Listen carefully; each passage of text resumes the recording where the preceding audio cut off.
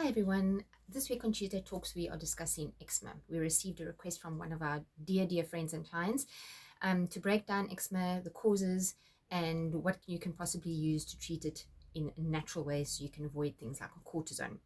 Right, so with any kind of skin issue, you always need to remember that what you see on the inside, what you see on the outside, I apologize, is a reflection of what's going on the inside. So your cleaning factories of the body are your liver and your kidneys, and when those become taxed and clogged and are unable to process the amount of toxins that are floating around in your body, they have to push them out one way or another, and they do that through the skin. So the skin is always a reflection of what's happening on the inside. The skin is actually known often as the third kidney. Keep that in mind. So in order to treat a skin condition, it doesn't help just treating it topically. You've got to treat it from the inside first. Right. The second thing that I want to say regarding eczema is that I know the doctors always push things like cortisone, and maybe even some people prefer to use Vaseline. Cortisone it's a temporary plaster. All that it does is it wears down the skin, it causes the skin to go thin, and eventually it exasperates the situation. So you'll have such thin skin, it will start breaking, it will start bleeding. It's not a permanent cure, it's a temporary little closure.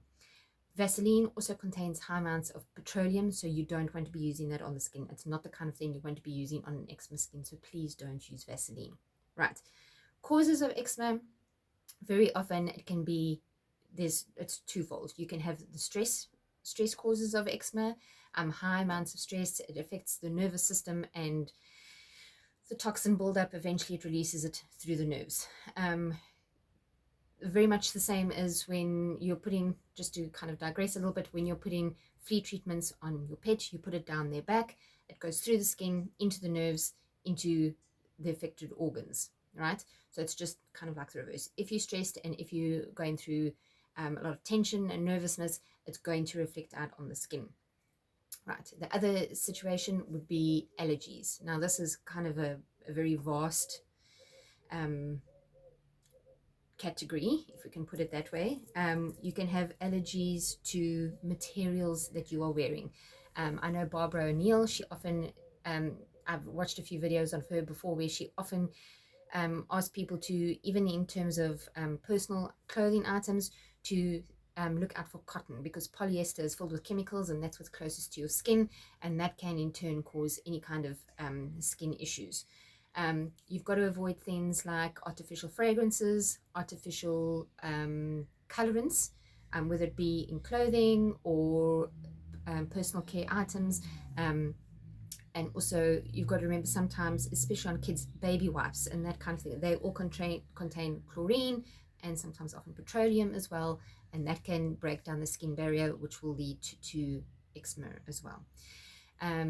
There are detergents that can cause detergent that you wash your clothes in, and also that you clean in the surface areas with, if you are maybe sitting at a desk, if they clean the floors that is nearest to your feet and legs, and that can cause eczema on your legs as well. Also try and think broadly. If you are working in a place like at a desk and there's many people around you, and you've got to do pest control every now and again, every couple of months they come in and they spray insecticide here and there and everywhere, often in like funny little places, and you're walking, either you're working in a kitchen or you're sitting at your desk, that can affect your feet as well. That can affect your feet, that can affect your legs, that'll go into the skin, that'll cause eczema. Body care products, bubble bath, that's a huge one. Anything with like those kind of artificial fragrances, always the fragrances, and things like bubble bath, it dries out the skin excessively, it leaches all the moisture from your skin, and that's going to cause extreme itching as well.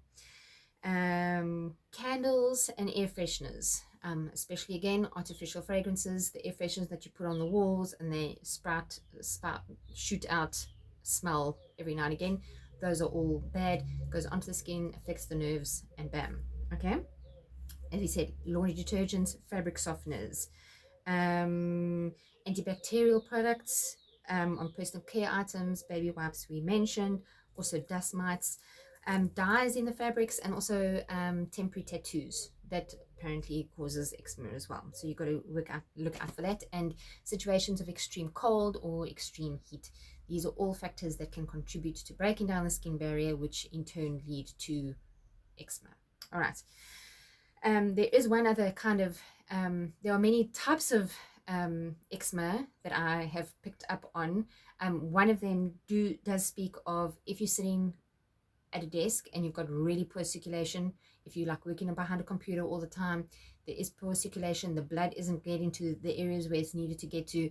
It's not, because it's not able to circulate properly, it can't remove all the toxins and bring in the nutrients to the areas where it needed the most, and take out the toxins where it's causing a backlog. That can affect the skin as well, and that can cause things like dermatitis and eczema, itching, scaling. They're all different various kinds of eczema, things from like the oozing type just to the inflamed type to the itching, scaly, flaky. There are various ones, so there are many to break down, each to his own. I think it affects people in different ways as well. So what I would, in the case of like the if you're sitting behind a desk, I know the particular question that came in was related to someone that's having eczema on their legs. Things that I would consider doing would be things like acupuncture to help with the circulation. That goes a long way. And also ask your acupuncturist to prescribe some Chinese herbs, which are phenomenal for circulation. I've used them myself in the past, and it really works like a bomb. So I can really recommend that. And also just general exercise like walking, get the movement. Walking is very good to get the lymph moving, lymphatics, all the nodes and nodules pumping again. That really helps. And also trampoline. I know Barbara O'Neill is a huge advocate of trampoline, and she says the minute you bounce, it just automatically shoots open all the lymph nodes in the body, all those little valves. And I have to say I completely agree with this as well.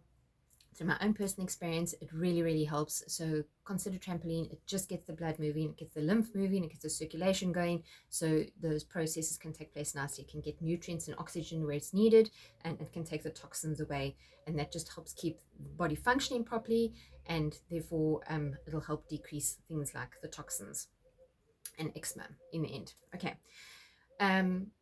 Before we go on to how to treat it topically, what I would recommend for any kind of eczema that you are dealing with, treat it internally. My first suggestion is always tissue salts. I'm a huge advocate of tissue salts. I believe in them. My family uses them extensively, and we've had amazing results with them for all kinds of things.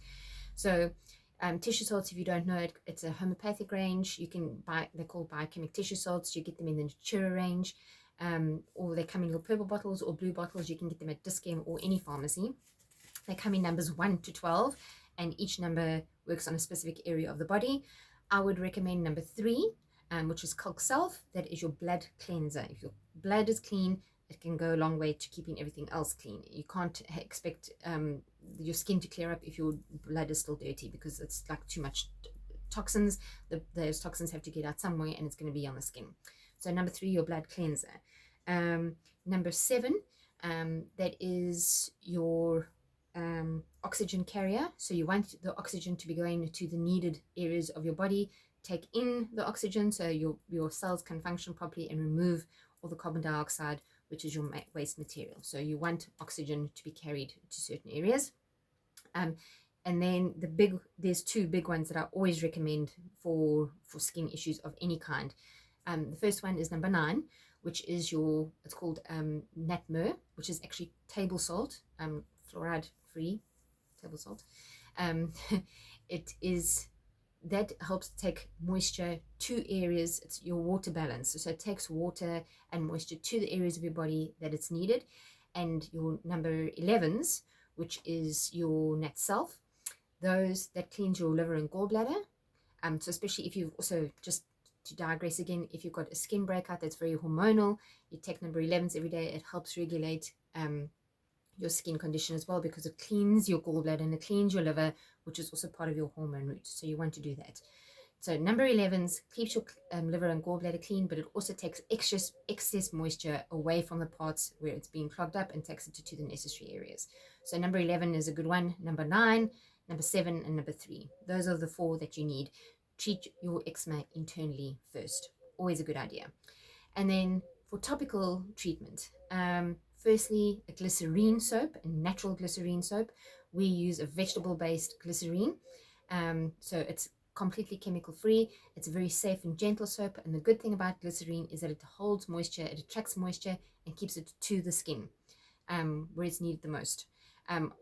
That's also why you'll find that glycerine, of all the soaps, you use it a lot quicker because it's holding all that moisture. So it goes quite quickly, but for eczema and skin conditions, glycerine soap is number one. What you can also try is the castor oil. Castor oil is highly anti-inflammatory, and if you can put a castor oil compress on, that will also go a long way in treating conditions like eczema. We know this from first-hand experience as well. A little while ago, my brother had a condition of his legs, and we made compresses with castor oil, and within a few days it cleared up beautifully. So I can really recommend castor oil. It is a bit sticky, but totally worth it. If you've got castor oil, if you've got eczema like on the face, then I would recommend, we do have our eye oil, which is castor oil and prickly pear. And the good thing about why I recommend that, besides the castor oil, is the prickly pear's got an insane amount of natural vitamin E. So that will help with the dryness and help with repairing of the skin in the flaky bits and all that kind of thing. So especially if it's on the face, I would go with the castor oil and prickly pear eye oil. And then number one, always, I recommend this to everyone, is the buchu and aloe ferox gel. Buchu and aloe ferox, each on their own, are exceptional healers of eczema, treating the dryness, the inflammation, bacterial, fungal, whatever the case is that's contributing to the eczema. They are both very effective in dealing with that, and we've put them together in a buchu gel, and it is a beautiful, beautiful healer. And if you find that your child has got eczema, we can make a baby's concentration of buchu gel. So we just dilute it down a little bit, and it works really, really well. We've had beautiful, amazing results with that. So I will always be a huge advocate of that for eczema. It doesn't smell great. Some people love the smell, some people don't, but it is really, really worth it. And then there are various other creams that I can recommend depending on where the eczema is on the body. All our creams contain aloe ferox and coconut oil, which are both huge healers of the skin, attracting moisture. Coconut, as you know, as I've said before many times, is your natural sunblock. So I would also be really careful of using artificial sunblocks. They tend to cause skin issues despite what the doctors say. None of what I'm telling you is really advocated by doctors. They prefer you to go the cortisone way because it's an ongoing process. I try and find a little bit more effective ways, in my opinion, but each to his own, and for you to try. So we have various options that we can suggest for the eczema. It's personal preference, and it depends on, as I say, where the eczema is, what the symptoms are, and where it's found on the body. So I hope that gives you a little bit of an insight and a little bit of help. If you've got any further questions, please drop me a line. And if you've got any questions for Tuesday Talks, I'm always open and ready to help. We look forward to speaking to you again. Bye.